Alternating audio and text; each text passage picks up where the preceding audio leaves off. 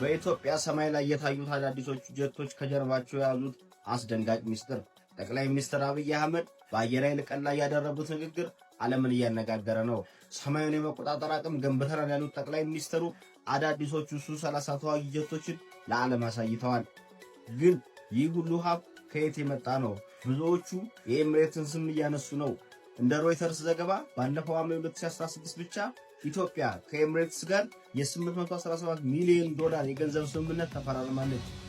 ይህ ንግግር የተሰማው ግብጽና ሶማሊያ የጦር ስምምነት አድርገው መሳሪያ ወደ ሞቃዲሾ እየላኩ ባለበት ወቅት ነው።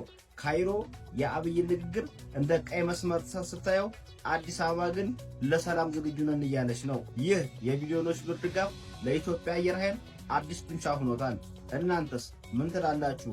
ይህ ወታደራዊ ዝግጅት ለቀጠናው ሰላም ያመጣል ወይስ ሌላ ጦርነት? ሐሳባችሁን ኮሜንት ላይ አስቀምጡልኝ። ለተጨማሪ ዜናዎች ፎሎ ማድረጋችሁ እንዳትረሱ።